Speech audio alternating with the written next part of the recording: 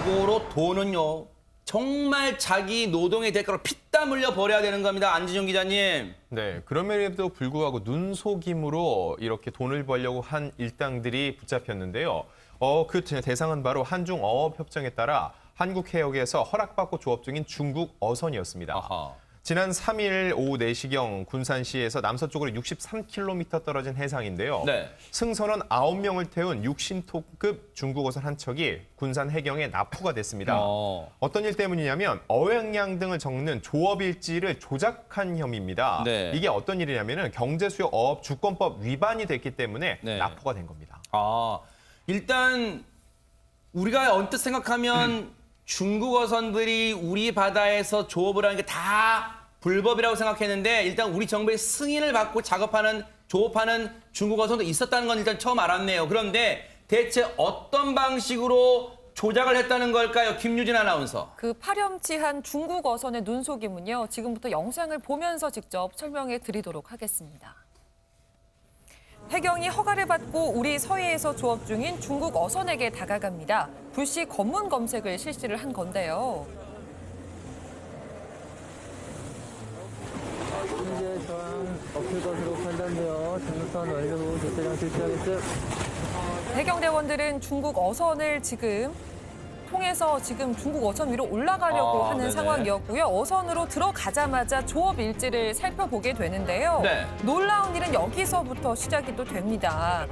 이 해경이 조업 일지에 라이터를 갖다 대니까 네. 어획량을 적은 숫자들이 하나둘씩 사라지고 있는 그런 모습을 볼 수가 있는데요. 아니 이게 무슨 마법도 아니고 어찌된 영문인 건지 보고도 믿을 수 없는 그런 광경이 펼쳐지고 있습니다. 아니 진짜 김유진 아나운서 설명처럼요. 김복준 의원님. 예. 지금 영상을 보고도 믿을 수가 없습니다. 지금. 예, 이게 이 어족 자원을 위해서 한 중국 어선들 한 1,100척 정도에다가 아마 이제 우리나라에서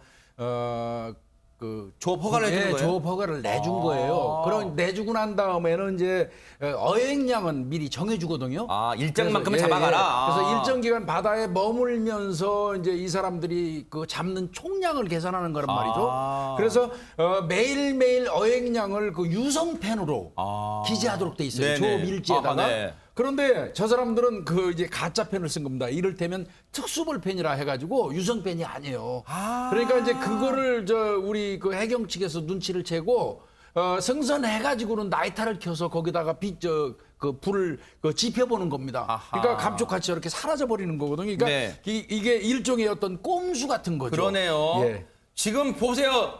여러분 보고도 믿기지가 않으시죠? 라이터로 저 불로 갖다 대니까 순식간에 글자가 사라집니다. 최진봉 교수님, 남의 바다에 와서 조업을 하려면 솔직하게 해야지. 저게 눈 가리고 앙식으로 저렇게 하는 거예요. 그러니까요. 속이는 거잖아요, 결국은. 그러니까 정해진 양의 분량을 넘어서서 지금 더 잡아가는 거잖아요. 그거는 어업협정이 어긋나는 거예요. 우리나라와 중국 정부가 맺어놓은 어업협정을 벗어나서 눈속임해가지고 더 많은 고기를 잡아가는 그런 나쁜 짓을 하고 있는 거죠. 그것도 속이기 위해서 저렇게 지워지는 중성펜을 사용했다는 것도 더더욱 화나는 일이고요. 네. 원래 어업협정에 보면 이렇게 규정이 돼 있습니다. 어획량은 제한돼 있고요. 첫 번째. 두 번째는 매일 조업 일지에 어획량을 기록하도록 돼 있는데 그 기록은 저렇게 중성펜, 즉 지워지는 펜으로 쓰지 않고 지워지지 않는 유성 필기구를 반드시 사용하도록 돼 있어요. 아하. 그걸 어겼죠. 두 번째, 수정을 할 때 만약에 저걸 고칠 때는 두 줄로 긋고 위에 수정 날짜와 수정한 사람 서명 날인이 반드시 들어가야 돼요. 그것도 없었어요. 네. 저 말은 뭡니까? 당장 눈속임 하겠다는 거 아닙니까? 누가 검열 올라오면 해경이 네. 거기에 쓴 것처럼 해놓고 나중에 가서 다 지워버리는 거잖아요. 그리고 네. 본인들이 원하는 대로 줄여서 기록을 하도록 만들기 위한 꼼수를 펼치고 그걸 통해서 허가된 내용보다 더 많은 고기를 잡는 그런 잘못된 행동을 하고 있는 거죠.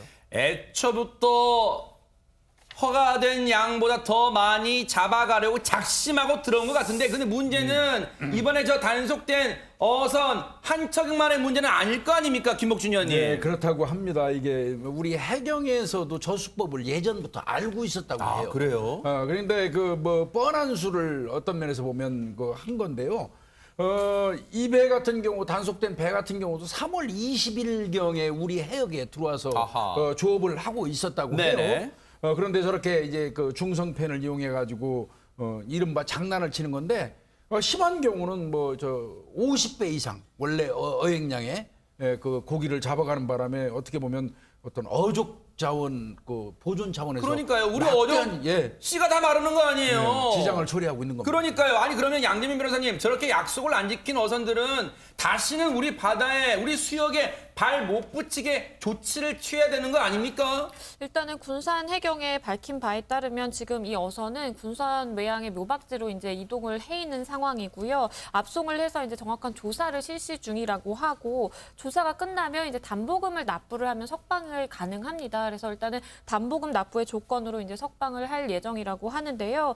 일단은 밝힌 바에 따르면 지속적으로 검문 검색을 좀 강화하겠다. 그리고 또 무허가는 물론이고 허가 어선의 불법 행위까지 강력하게 단속하겠다라고 밝혔는데요. 이 경제수역업 주권법에 따르면 이러한 법 위반 사항이 발생했을 때 이제 벌금의 조치에 취해질 수 있거나 아니면 그 중한 경우에는 아예 조업이 금지될 수도 있습니다. 그렇기 때문에 이 해당 어선 같은 경우에는 어떠한 이제 위반 사항이 있는지가 명확하게 조사된 이후에 적절한 조치가 취해질 것으로 보입니다. 어디 남의 바다에 와서 저런 짓을 해요, 뻔뻔하게. 앞으로도 단속 다 지켜볼 겁니다. 그런가 하면 또 다른 눈속임으로 돈 번 사람들이 있습니다. 김유진 아나운서. 네, 이번에는 황당한 눈속임 사진으로 큰 돈을 벌어간 사람들이 있다고 하는데요. 그 사진 직접 준비했습니다. 보면서 설명해 드리겠습니다. 네, 지금 보시는 사진 중에 오른쪽에 있는 사진을 먼저 보시면요. 도로에서 공사 현장을 통제하는 인부의 모습이 찍힌 사진입니다. 뭔가 이상한 점 혹시 발견 못하셨나요?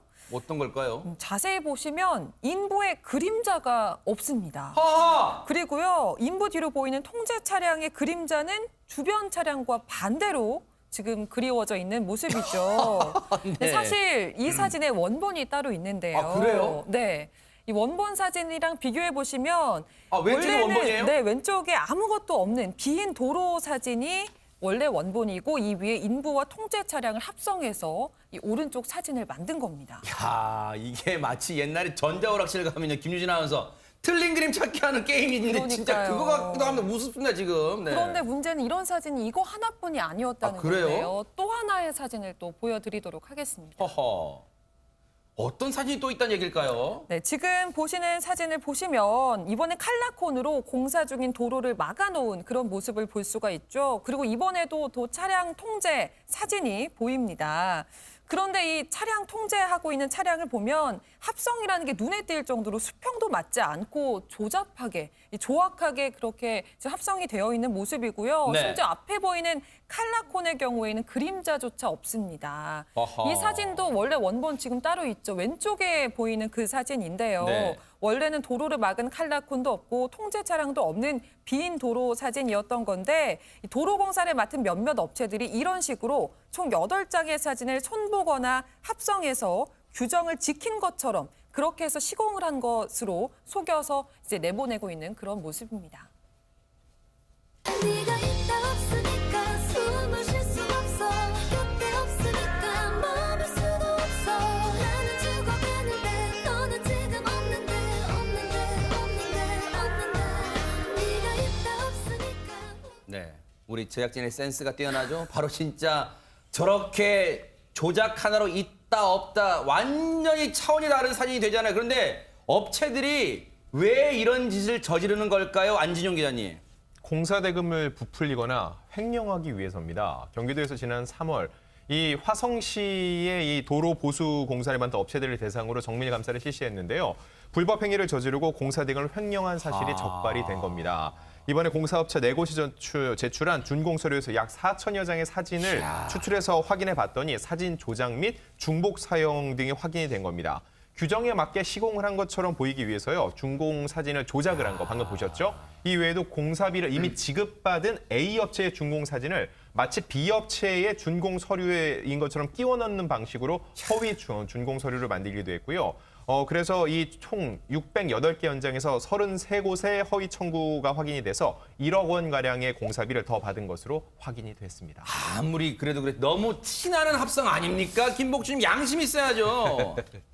예, 저게 이제 어떤 문제가 있냐면 도로보수 공사 같은 경우에는 이게 공사하기 전에 총액 얼마 들어가는 그 금액을 정할 수가 없어요. 그래서 이제 업체하고 단가 계약을 해가지고 준공하고 저 사람들이 다 뭐 이렇게 공사하고 이렇게 하면서 얼마 들고 하는 거를 합쳐가지고 사진하고 같이 제출을 해요. 그러면 이제 증빙자료로? 돈을 지급하는 형태거든요. 네. 그러다 보니까 이제 저렇게 이 가짜로 합성한 거를 낸 건데 네. 저는 가장 문제점이 되는 건 저거라고 생각합니다. 그 공무원의 문제예요. 아하. 공무원은 저런 사진이 제출되면요. 네. 현장에 가봐야 돼요. 하하, 그렇죠. 예, 공무원은 현장에 출장비 분명히 나옵니다. 네. 현장에 가가지고 그 서류하고 맞는지 여부도 확인하고 이래야 되는데 네. 과연 공무원들이 현장에 나갔었느냐? 네. 만약에 나가지 않고 현장에 그 임장했다는 그 복명서를 썼다면 그것도 공무원 처벌받을 사항입니다. 하하. 이게 경기도 감사팀에 딱 적발됐는데요. 한번 얘기 들어보시고 이어가 보도록 하겠습니다. 그 원 노급업체뿐만 아니라 하도급체도 잘못된 거거든요. 하도급체가 또 그 주도적으로 했으니까요. 한 업체가 하니까 이제 4개 현장이라 치면 한 공사를 한 군데 하고 2개 현장에서나 3개 현장에서 그걸 한 것처럼 해서 똑같이 이제 쓸 수가 있는 거죠. 지번만 살짝 조작하고 사진은 똑같은 거 다 붙이고 담당 부서에서는 그 준공 서류 확인 과정에서 중복된 사진을 발견하지 못하고 그 준공업을 집행함에 따라서 가능했던 상황입니다. 이런 일이 가능하다는 건 언뜻 생각해봐도 뭔가 뒤를 봐주는 사람이 있지 않을까 그런 생각도 해봅니다. 두 가지 형태로 봐야 될 겁니다. 공무원들이 알고 있으면서도 묵인했다면 이거는 명백히 직무유기예요. 아하. 형사처벌감이고요. 게을러 가지고 현장에 나가보지도 않고 현장에 안 나갔으면 사진 분석 기술이라도 배워서 하든지. 그러네요, 맞아요. 그거마저도 안 했다면 업무 태만인데 네. 그건 중징계감이고 그러니까요. 둘 중에 하나는 책임져야 할 겁니다. 공무원분들이요 정말로 불필요한 오해를 받지 않으려면 이런 부분 정말 세심하게 신경 써야 되지 않을까. 그리고 이런 불법을 저지르는 사람, 눈속임한 업체들은요 다시는 이런 일에 발붙이지 못하게 좀 철퇴를 가야 될 것 같다 이런 생각도 해봅니다.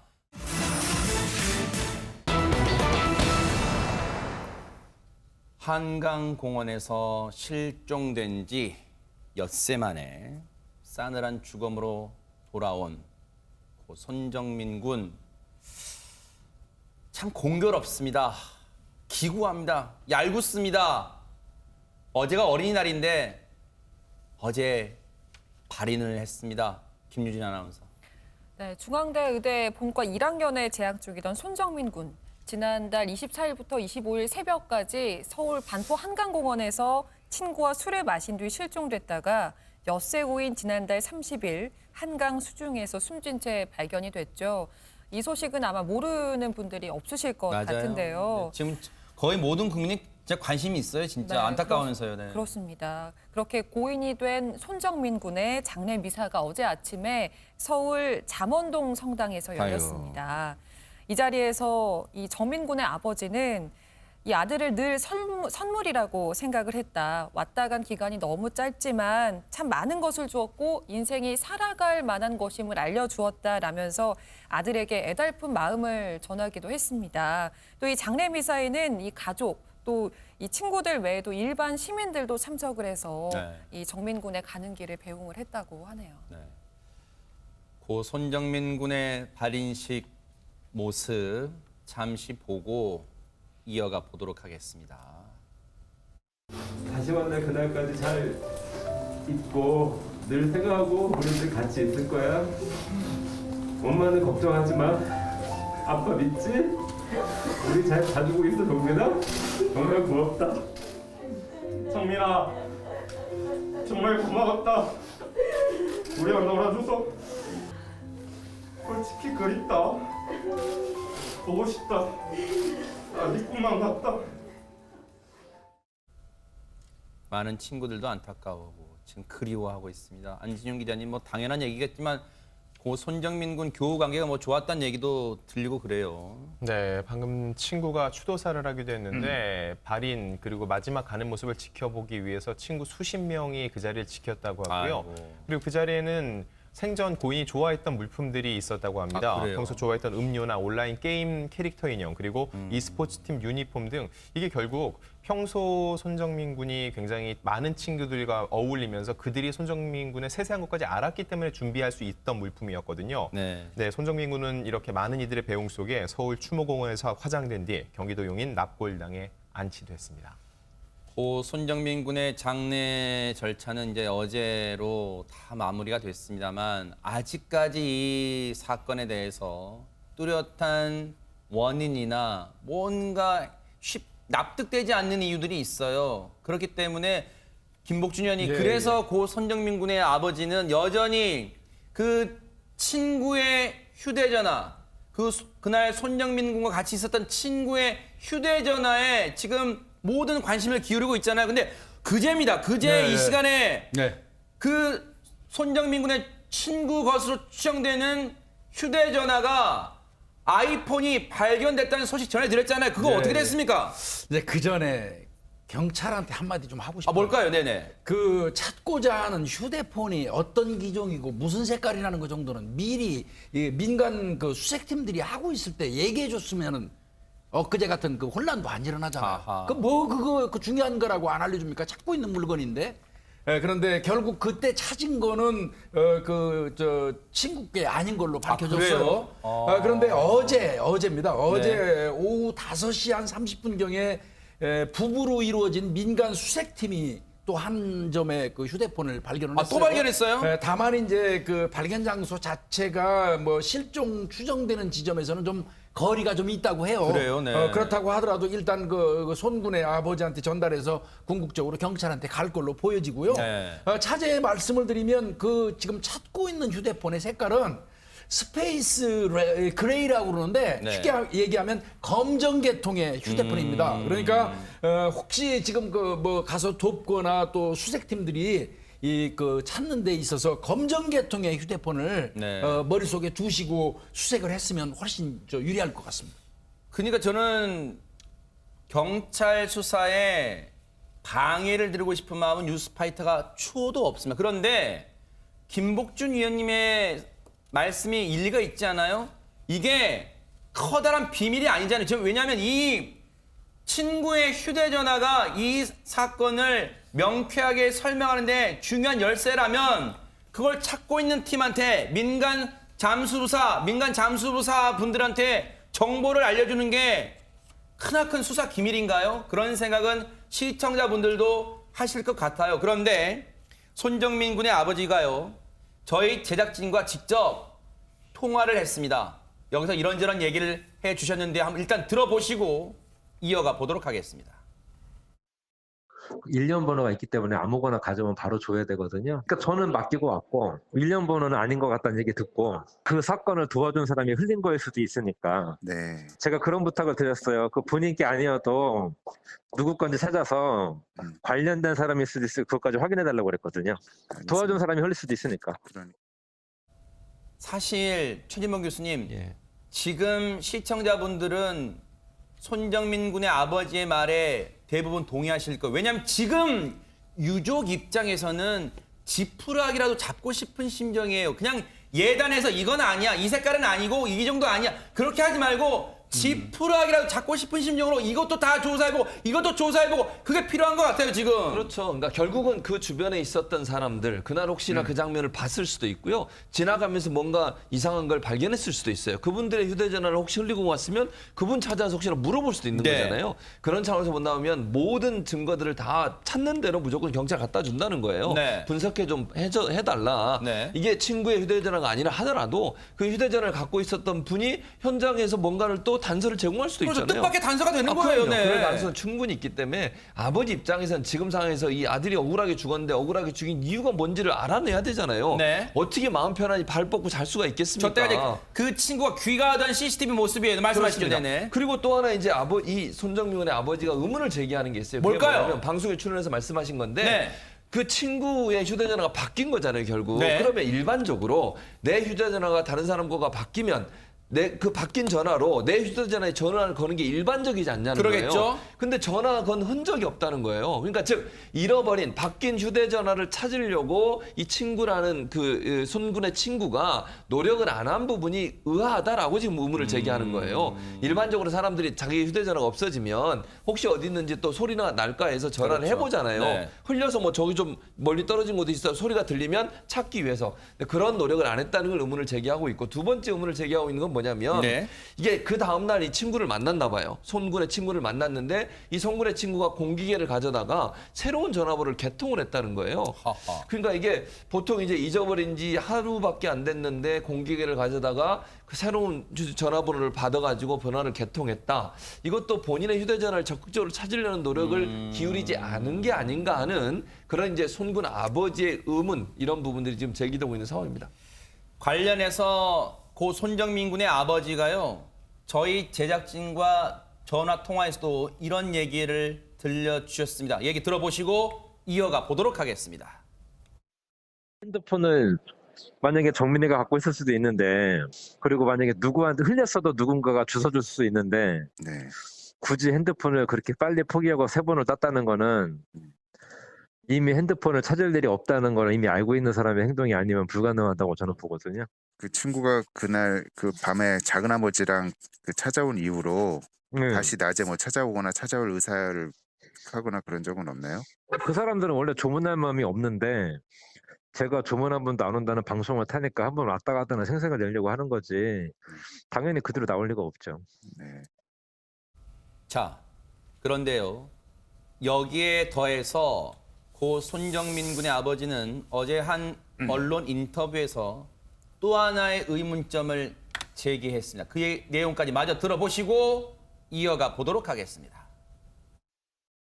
일단 저는 가장 의심 가는 게 3시 반 전화. 형사님이 저희한테 전화를 해서 3시 반에 친구 핸드폰으로 집에 전화를 했더라라고 알려주신 거예요. 그러니까 저는 어제 그 얘기를 안 한 게 너무 분통이 터지는 거죠. 왜 속였을까? 얘기를 안 했을까? 그리고는 집에 갔다가 그 친구는 친구 어머니하고 같이 다시 한강공원에 나왔습니다. 새벽에. 온 가족이요. 온 가족이요? 예. 이 부분도 시청자분들도 궁금해하실 것 같아요. 당연히 그쪽 고 손정민 군 가족에게 먼저 알려서 찾더라도 같이 찾더라도 해야 되는 건데 왜 자신들만 가서 온 가족이 동원돼서 찾았을까요? 그 부분은 뭐 국민들 일반 대중도 손군의 아버지 말고도 누구나 저부터도 그렇고요. 참 이상하다는 생각을 할 수밖에 없어요. 일반적으로 이제 가족한테 전화하고 난 다음에 깨워가지고 오라고 그러는데 1시간 정도 더 자고, 그 다음에 집에 갔다가 무슨 말을 부모한테 했길래 부모들과 같이 저 친구라는 사람이 현장으로 다시 와서 이 손군을 찾으면서 5분 거리밖에 안 되는 그 손군 집에다가는 연락을 하지 않았느냐. 이거는 이해가 안 가는 부분이기는 하죠. 그러니까 아마 손군 아버지 입장에서는 이런 것 같습니다. 친구가 집에 가가지고 부모님한테 무슨 말을 했길래, 그리고 부모는 무슨 말을 들었길래 다시 그 온 가족이 저 현장으로 와서 그 주변을 그 손군을 찾는다고 수색을 하면서까지 그 옆집에, 그리고 5분 거리도 안 되는 데 사는 손군 집에는 연락을 안 했던 것이냐. 이게 이제 아버지의 어떤 그 합리적인 의심이죠. 어떤 면에서 보면. 이 부분은 어떤 형태로건 친구가 아니면 친구의 저 부모님이 이 부분은 답을 내려줘야 할 필요는 있어요.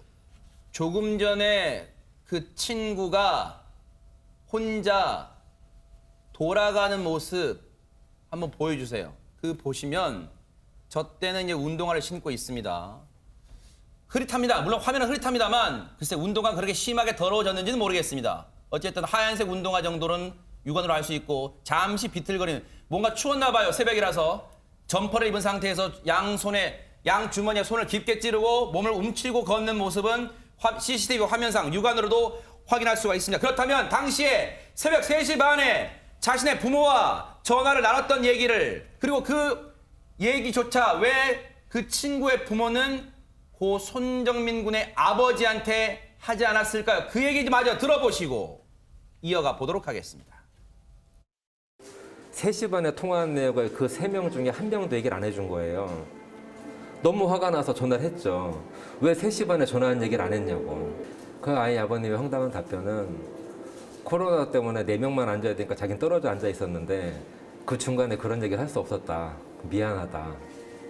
미안하다는 사람한테 할 말이 없었고 거기서 끝 냈지만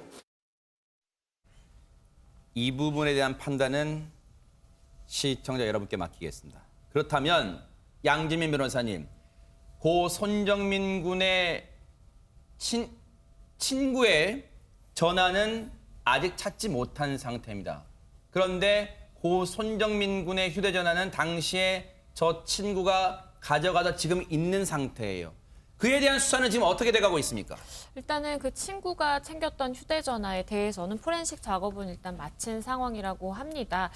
친구가 사실 그걸 가지고 귀가를 했기 때문에 당일 새벽에 이제 귀가한 동선이 지금 파악이 된 상황이라고 하고요. 네. 거기에 더불어서 추가적으로 이제 택시 결제 내역이라든지 택시 운전기사의 진술도 지금까지 확인이 된 상태라고 합니다. 사건이 해결이 아직 안 됐고 그리고 앞서 김복준 의원님 말씀처럼 뭔가 이게 수사 기밀이나 엄청난 비밀이 많은지는 모르겠습니다만 속 시원하게 전해지는 게 없다 보니 최진봉 교수님 이 사안을 두고 왜냐하면 국민적 관심이 지대하다는 얘기예요. 여러 가지 억측 또는 가짜 뉴스들이 지금 속속 나오고 있다면서요. 그렇습니다. 한 분이 온라인에 글을 올렸어요. 그분이 뭐라고 글을 올렸냐면 사건 당일 새벽에 인근의 설해섬에서 낚시를 했는데 그 낚시라는 과정에서 본인이 범 장면이 있는데 경찰차 6대가 출동을 했다. 혹시 이 출동한 6대가 그 사건과 연관된 게 아닌가 이런 의혹을 제기하는 글을 올렸습니다. 네. 그런데 이 사건을 이제 손정민과 실종과는 직접적인 연관이 없다고 경찰이 밝혔는데 당시에 그 주변에서 접촉사고가 났고 그 접촉사고 해결을 위해서 경찰차 2대가 출동한 적은 없지만 6대가 출동한 적도 없었고 그 경찰차의 출동은 실제 손정민 군 실종 사건과는 직접적인 연관이 없다. 이렇게 밝혔는데 네. 결국 이제 방금 말씀하신 똑같은 거예요. 경찰이 제대로 잘 밝혀주지 않다 보니까 이런 가짜 뉴스 또는 본인의 입장에서는 이게 연관이 있다고 생각하는 이런 얘기도 자꾸 퍼지다 보니까 억측들이 너무 많이 생기고 있어요. 이런 네. 부분들은 경찰이 좀 더 명확하게 입장을 밝히면서 좀 없어졌으면 좋겠다는 생각이 듭니다. 자, 여러분들이 이 사건의 진실을 알고자 하는데 또 진실을 파헤치는데 도움을 주고자 하는 마음은 10분 이해합니다. 하지만요. 잘못된 정보 그리고 억측을 계속해서 제공하고 퍼나르다 보면요. 경찰 수사에 혼선을 줄 수 있다는 점은 여러분이 명심하셔야 될 것 같습니다. 그런가 하면요. 당시에 안진용 기자님 원래는 그 한강공원에서 고 손군을 포함해 셋이서 술자리를 하려고 했다는 얘기가 있습니다. 이게 어떻게 된 일인가요? 네, 맞습니다. 원래 계획은 한 명이 더 나올 예정이었다고 하는데요. 한 언론과 인터뷰를 통해서 고 손정민 군의 또 다른 친구인 최모 씨가 얘기를 전했습니다. 그 내용을 살펴보면은요. 그날 새벽에 원래 저까지 3명이 술을 마시기로 했는데 피곤해서 나가지 않은 것이 후회된다고 얘기를 했고요. 손정민 군에 대해서는 술을 마시면 활발해졌다가 잠에 드는 버릇이 있다라는 얘기를 전해줬습니다. 그리고 이 또 지금 집중적인 조명을 받고 있는 A군에 대한 얘기도 했는데요. 그 친구도 현재 많이 힘들어하고 있다. 댓글에 보면 추측성이 많아서 그 친구도 상처를 받지 않았으면 좋겠다라고 친구 입장에서의 의견을 전했습니다. 자, 그런데요. 이 친구는 애초에 자신이 포함된 셋이서 술자리를 하려고 했는데 피곤해서 나가지 않았다. 이런 언론 인터뷰를 했잖아요. 그런데 저희가 뉴스파이터 제작진이 고 손정민 군의 아버지와 통화해서 들은 내용은 조금은 달랐습니다. 그 내용 마저 들어보시고 이어가 보도록 하겠습니다. 또 다른 친구 한 명 또 있었잖아요. 그 친구랑 그 셋이서 만나려고 했다는 거 원래 이렇게 알고 계셨어요, 아버님도?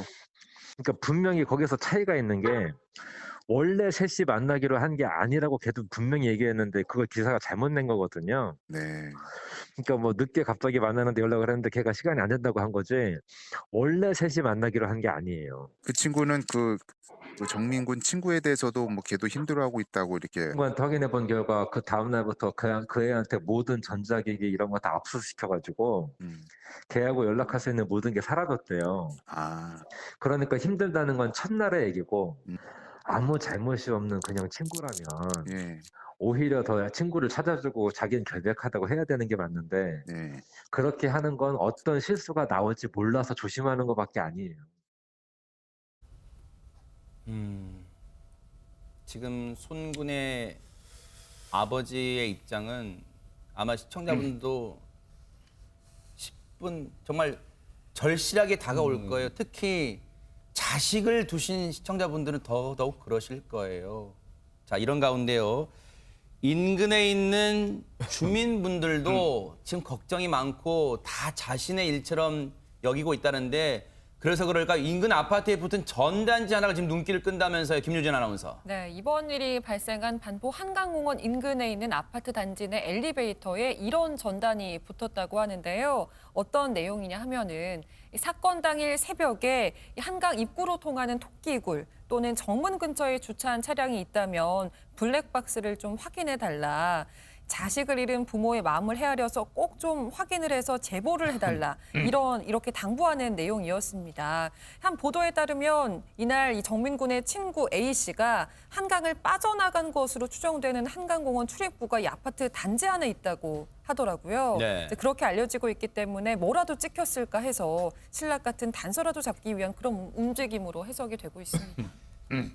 지금은 찾지 못한 고 손정민 군의 친구의 휴대전화를 찾는 게 가장 급선무처럼 보이는데 그래서 그럴까요? 어제 경찰 30명 넘게 동원돼서 어제 한강 일대 사건 인근 장소를 대대적으로 수사를 하기도 했는데 이런 가운데요. 김복준 의원님, 유족이 검찰에 진정서를 제출했다는데 그 내용이 일단 뭔지도 궁금하고 일부 언론 보도에서는 초동 수사 어떤 부실 수사에 대해서 검찰에서 좀 챙겨달라는 의미로 손군의 아버지가 탄원서 진정서를 제출했다 이렇게 얘기하는데 제가 알기로는 손군의 아버지 같은 경우는 이제 부실 수사라는 걸 지정한 게 아니고요. 손군의 아버지 입장에서는 모든 게 급해요.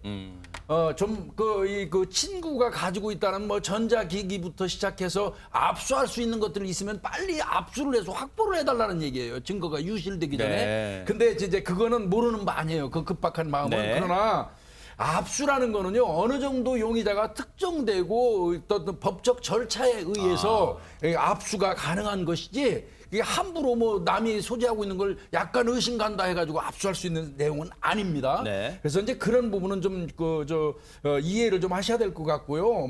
또 검찰에서 그 보안 지시 해달라고 그 진정서 올렸다 해가지고 경찰이 수사 중에 있는 사안을 검찰이 개입할 수도 없습니다. 네. 그건 수사 지휘도 불가한 거고요. 네네. 저는 이제 차제 한마디만 좀 말씀을 네네. 좀 드릴게요. 경찰 당국에서 말이죠.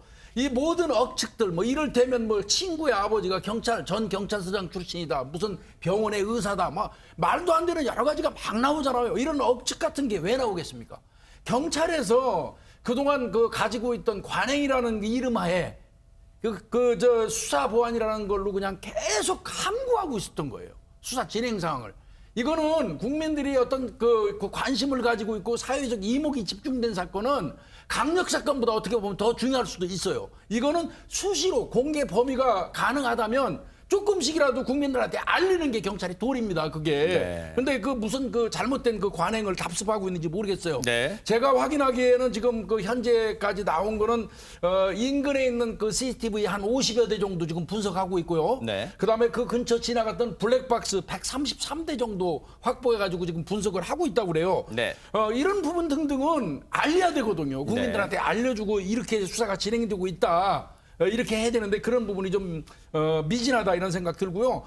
정말요. 아까 말씀하신 것처럼 중요한 수사가 진행되고 있고 나름대로 열심히 하고 있는데 네. 억측이나 오해 네. 이런 걸로 수사를 방해하는 일이 있어서는 안 되겠습니다. 네. 예. 참고로 오늘 경찰이 이 사건 관련해서 사건의 중요도를 감안해서 언론을 상대로 비공개 브리핑을 했는데 조금 전에 말씀하신 김복준 의원님의 그 내용에 덧붙여 조금 더 추가 설명을 드리면 지금까지 6명의 참고인을 조사를 했고요. 계속해서 진술을 들었다고 합니다. 그리고 이후에 당일날 새벽 3시 반부터 5시 반까지 이른바 의문의 2시간에 대한 거의 동선은 대부분 파악했다고 지금 경찰이 밝히고 있으니까 앞으로 수사 결과를 일단 차분하게 지금 고 손정민 군의 억울함을 같이 풀어보자는 그런 취지로 차원에서 경찰의 수사를 지켜봐야 될 것 같습니다. 억측은 정말 삼가 주시기를 바라겠습니다.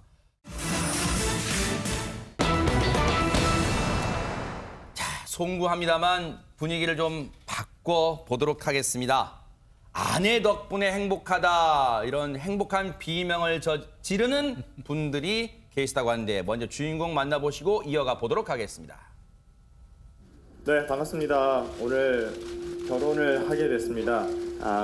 국민 가수 제가 앞으로 행복한 미소로 잘 살 수 있게 집에서 외조도 아니고 내조 열심히 하도록 하겠습니다. 행복하게 살겠습니다. 이 세계군요. 뭐 이런 질문. 예. 예. 그런 거는 이제 제가 이런 편이 아니기 때문에 최선을 다해서 파이팅하도록 하겠습니다. 예. 그거는 이제 제 몸이 허락하는 대로 열심히 나라에 애국하는 마음으로 열심히 그건 제가 알아서 할게요. 왔구나 언니였어 오래 기다렸던 나의 사랑이다. 야, 참 정말 인고 부부도 잘 알려진 도경완 씨와 장윤정 씨 부부인데 근데 안지준 기자님 예전에 제 기억이 도경완 씨가 그런 다짐을 했잖아요. 회사 잘 다니면서 K본부 잘 다니면서 내조하겠습니다 뭐 그런 얘기 했잖아요. 분명 그렇게 얘기를 했는데 마음이 좀 바뀌었나 봐요. 왜냐면은 도경완 아나운서 같은 경우 그동안에 유명했거든요. 꽤. 근데 결혼한 후부터는 장윤정의 남편으로 불렸다는 거예요. 네. 처음에는 익숙했는데 듣다 보니 서운함을 느꼈고 심지어 어떤 기사에는 자기 이름이 아나운서 도봉완으로 나오는 것을 보면서 나름의 자괴감에 빠졌던 것 같습니다. 그런 상황에서 프리랜서를 선언을 했는데 그거 역시 아내를 위한 게 있었대요. 어떤 얘기냐면은 그동안 결혼 후 10년 동안 아내 덕분에 정말 편하게 살았는데 이제는 본인이 프리선을 한 후에 5년 동안 열심히 일을 해서 아내를 편하게 해주고 싶다는 마음이 담겨 있었는데 네. 중요한 거는 프리랜서 선언하자마자 이곳저곳에서 연락이 올 줄 알았는데 오지 않았고 결국은 장윤정 씨의 소속사에서 도경완 씨를 거뒀다고 하니까 아직은 이 야생에서 보살핌이 필요할 것 같습니다. 네. 그런데 여러분 혹시 기억하세요? 두 사람의 결혼 조건에 도경완 씨가 K본부 잘 다니로 즉 프리선언 안 하는 게 결혼 조건이었다는데 어떻게 장윤정 씨의 마음을 돌렸을까요? 얘기 들어보시고 이어가 보도록 하겠습니다. 회사를 그만둬도 이렇게 맛있는 걸 해주네. 아니 근데 요새 큰 걸 너무 많이 해서 내가 좀 나도 유튜브를 하긴 할 거야. 뭐로 할 거야? 내가 하고 싶었던 이런 콘텐츠와 뭘 하고 싶었는데? 장윤정. 잘할 수 있는 분야로 접근하는 게 나을 것 같아서 사랑하기. 무엇을 사랑하기? 널. 그리고 내가 그만뒀잖아. 첫 직장을. 이 우울감과 상실감이 생각보다 커요. 내 첫 유튜브를 거기를 한번 갔다 오면 어떨까 싶어요. 오고 가고까지 치면은 3박 될 것 같아. 근데 와. 진짜? 그럼 내가 가지 말라는 줄 알고 갔을 거야. 안 가지. 갔다 와서 할멈실 좀 자기는 뭐가 해야겠다면 하는 사람이라 맞아. 내가 최근에 해야겠다고 맘먹은 게 뭔지 알지? 그만해. 난 이 여자는 결혼을 해야겠다고 맘먹었어.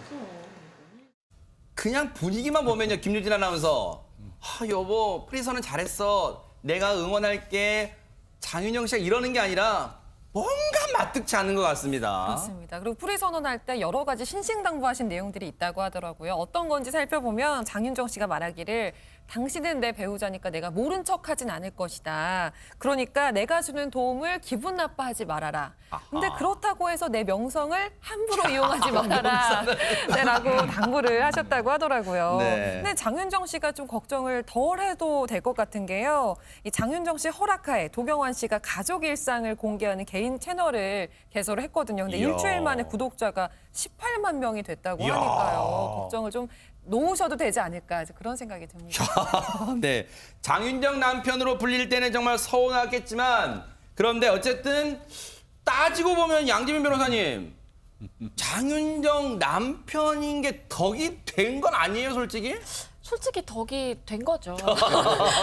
그렇기 때문에 도경완 씨를 이제 남들이 부러워할 아내 덕 보고 사는 대한민국 3대 남편이라고 이제 불리는 것 같고요. 도경완 씨가 이제 이야기를 한 것은 자기가 굉장히 누리고 사는 것들이 많다라고 이야기를 했습니다. 네. 그중 첫 번째 든든한 아내 수입이라고 하고요. 네. 아내와 본인의 수입이 100배 차이가 난다라고 합니다. 아하. 그리고 또 장윤정 씨 덕분에 둘만 아는 장소에 현금을 보관하는 그런 일도 있다고 있다라고 하고요. 네. 그리고 장윤정 씨가 이제 도경환 씨의 부모님께 이제 용돈을 드리는데 네. 본인이 감당 못할 금액이다. 너무 행복하다라고 했습니다. 야, 아내 수입이 본인과 글쎄 K본부 다닐 때인가 봐요. 수입 100배 정도 차이. 와, 대박 사건입니다. 그런데 어쨌든 부부 사이에도 최지봉 교수님 부러우면 지는 거다 그런 생각일 텐데 어쨌든 도경환 씨의 고충이 지금도 뭔가 있을 거예요. 뭐가 있을까요? 뭐냐면 무소유예요, 무소유. 무소유.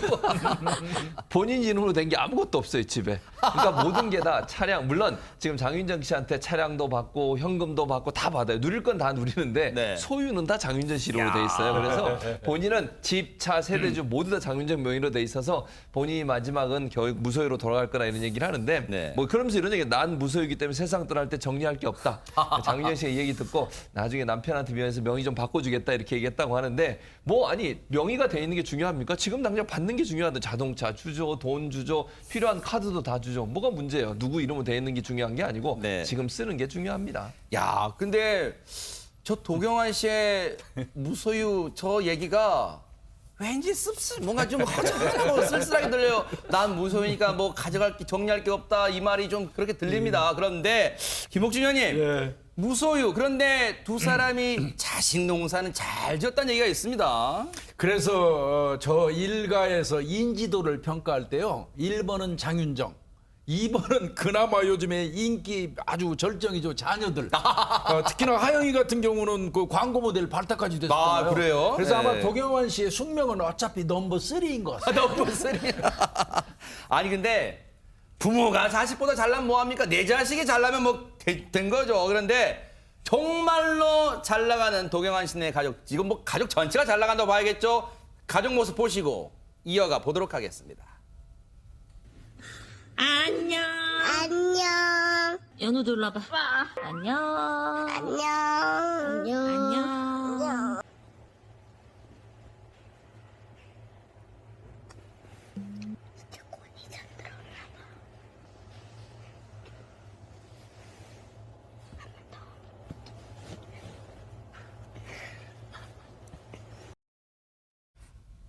일남 일녀가 이제 슬하에 있나 봐. 아들 이름은 연우고 딸 이름이 하영인가 봅니다. 안진영 기자님. 네, 지금 단란한 가족의 모습을 볼 수 있는데 네. 장윤정 씨가 그냥 트로트 가수를 넘어서 이제는 아이를 낳으면 좀 달라졌어요. 어떤 점이냐면은요.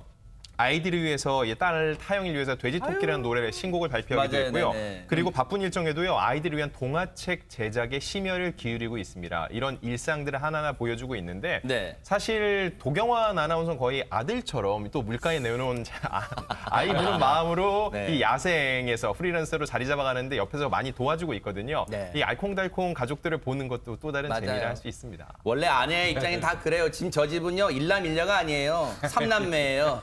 도경환 큰아들 그리고 연우 둘째 아들 셋째 하영 아마 그런 심정으로 장윤정 씨가 키울 것 같습니다. 혹시 도경환 씨네 가족 보면 또 저한테 뭐라 타박할 거예요. 어떻게 우리 아들한테 그래? 라고 하실 텐데 농담이었다는 생각해 봅니다.